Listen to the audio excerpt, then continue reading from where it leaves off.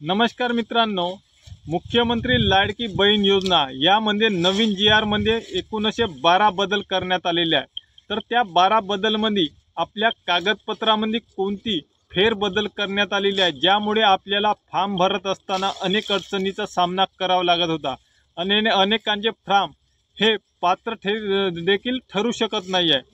कारण आता त्यासाठीच महिलांना सोप्या शब्दामध्ये सोप्या भाषेमध्ये फॉर्म भरता यावा व कोणत्या अशा 12 अशा नवीन GR मध्ये त्रुटी काढलेल्या होत्या की ज्यामुळे आता फॉर्म भरताना कोणत्याही महिलांना अडचण निर्माण होणार नाही। तर मित्रांनो, आता तो GR संपूर्ण आपण बघूया की त्यामध्ये आता इन्कम, राशन कार्ड, अधिवास प्रमाणपत्र, आधार कार्ड व बँक यामध्ये कोणते फेरबदल केलेले आहे, ज्यामुळे आता कोणती महिला त्या योजनेपासून वंचित राहणार नाही। तर संपूर्ण GR आपण आता समोर बघूया। तर मित्रांनो, मुख्यमंत्री माझी लाडकी बहीण या योजनेची अंमलबजावणी सुधारण्यासह व्याप्ती वाढविण्याबाबत तर हा GR आहे दिनांक 12 जुलै 2024। तर याच्यामध्ये कोणते बदल करण्यात आले? कुटुंबाची व्याख्या। सदर योजनेसाठी कुटुंबाची व्याख्या खालीलप्रमाणे राहील।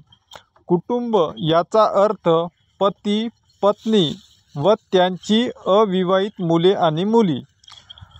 दुसरा, नवविवाहित महिलेच्या बाबतीत तिचे नाव रेशन कार्डवर लगेच लावणे शक्य होत नाही। म्हणजे लग्न झाल्यानंतर महिलेचे नाव रेशन कार्डवर लावणे शक्य होत नाही। त्यामुळे विवाह नोंदणी प्रमाणपत्र असलेल्या अशा नवविवाहित महिलेच्या पतीचे रेशन कार्ड हे उत्पन्नाचा दाखला म्हणून ग्राह्य धरण्यात येईल। म्हणजे ज्यांचे लग्न नवीन झालेले त्यांच्याकडे विवाह नोंदणी प्रमाणपत्र असेल त्याच डॉक्युमेंट्सवर आणि पतीचे रेशन कार्ड, ज्या पत्नीचे रेशन कार्ड आहे हेच आपण उत्पन्नाचा दाखला म्हणून ग्राह्य धरण्यात यावा।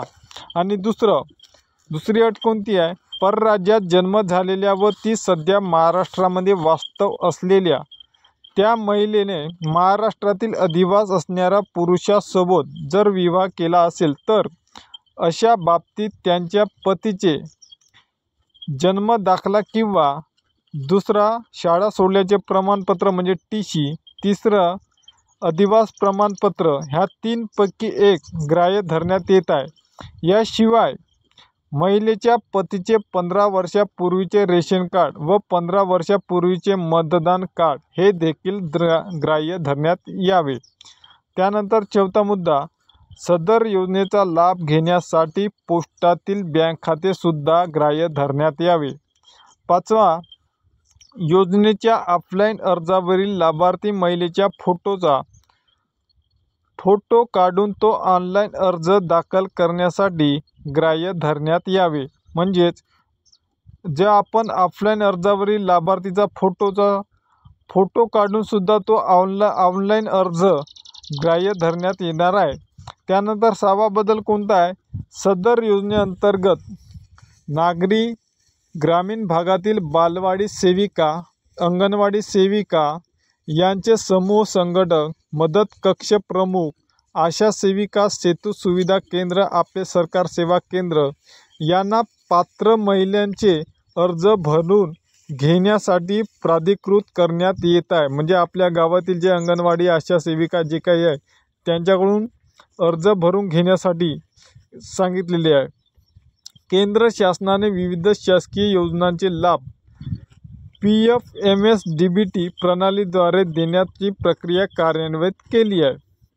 केंद्र व राज्य शासनाच्या विविध योजनांमधील म्हणजेच उदाहरण केंद्र आणि राज्य सरकारच्या योजनांमधील उदाहरण PM किसान योजना, पोषण योजना, मनरेगा म्हणून मिळणारे पैसे, PM स्वनिधी मधून मिळणारे मधून मिळणारे पैसे, JSY, PMMVY व अन्य उत्सव योजना जे लाभार्थी मुख्यमंत्री माझी लाडकी बहीण या योजनेच्या अटी शर्तीनुसार पात्र ठरले असेल त्या या योजनेचा लाभ थेट फॉर्म भरून डाटा माहिती व तंत्रज्ञान विभागाकडून पात्र झाल्यानंतर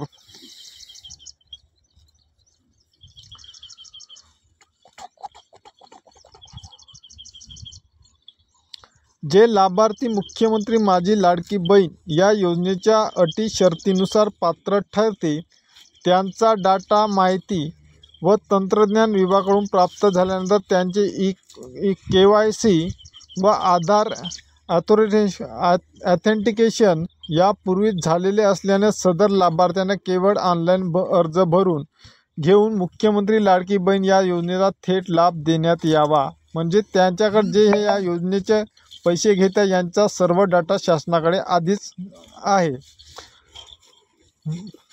तर लाभार्थ्यांना केवळ अशा लाभार्थ्यांना ऑफलाईन अर्ज भरून घेऊन मुख्यमंत्री माझी लाडकी बहीण या योजनेचा थेट लाभ देण्यात यावा. मात्र हे करीत असताना पात्र लाभार्थी महिलांकडून सदर योजनेचा अर्ज भरून घेण्यात यावा.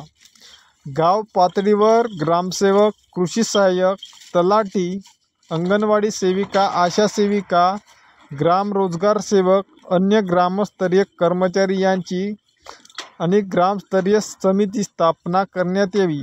सदर समिती संयोजक ग्रामसेवक व सदस्य सचिव अंगणवाडी सेविका राहील. समितीने सदर योजनेसाठी गाव पातळीवर शिबिर आयोजित करून त्यामध्ये ऑनलाईन तसेच ऑफलाईन या दोन्ही पद्धतीने लाभार्थ्यांची नोंदणी करण्यात यावी. ऑफलाईन अर्ज ॲप पोर्टलवर भरण्यात येईल. ग्रामस्तरीय समितीमार्फत अंतिम लाभार्थी महिलांच्या यादीचे प्रत्येक शनिवारी व आवश्यकतेनुसार गाव चावडीवर वाचन करण्यात यावे. म्हणजे ज्या लाभार्थी महिलांची यादी प्रत्येक शनिवारी व आवश्यकतेनुसार गाव चावडीवर वाचन करण्यात यावे. तसेच सदर यादी ग्रामपंचायत अंगणवाडी केंद्र इथं प्रसिद्धी करण्यात यावी. ज्या महिला पात्र असेल यांची यादी ग्रामपंचायत आणि आपल्या अंगणवाडीमध्ये प्रकाशित करण्यात येत आहे. त्यानंतर प्रसिद्ध करण्यात आलेल्या यादीवर हरकती प्राप्त झाल्यास त्यांचे निराकरण करण्यात यावे. तसेच द्विरुक्ती टाळण्यात यावी. शासन निर्णय दिनांक 5/7/2024 मुख्यमंत्री माझी लाडकी बहीण या योजनेच्या अंमलबजावणीसाठी ब वर्ग महानगरपालिकामध्ये वार्डस्तरीय संरचना असलेल्या या महानगरपालिका क्षेत्राकरिता तालुकास्तरीय समिती, वार्डस्तरीय समिती गठीत करण्यात आली आहे. तर मित्रांनो, नागरी ग्रामीण भागातील बालवाडी सेविका, अंगणवाडी सेविका यांचे समूह संघटक, मदत कक्ष प्रमुख, अंगणवाडी आशा सेविका, सेतू सुविधा केंद्र, अंगणवाडी पर्यवेक्षक, ग्रामसेवक, आपले सेवा सरकार सेवा केंद्र यांना लाभार्थ्यांची अंतिम यादी प्रसिद्ध झाल्यावर एकूण पात्र लाभार्थ्यांचे अर्ज सादर केल्याप्रमाणे आणि सदर ऑनलाईन ॲप पोर्टलवर यशस्वी पात्र लाभार्थ्यांची नोंद झाल्यावर त्यांना 50 रुपये याप्रमाणे प्रोत्साहन भत्ता देण्यात येत आहे. तर हा झाला संपूर्ण 12 अटी आणि यामध्ये झालेले बदल. तर मित्रांनो, व्हिडिओ जर आवडला असेल तर लाईक करा, शेअर करा आणि सबस्क्राईब करायला विसरू नका. धन्यवाद.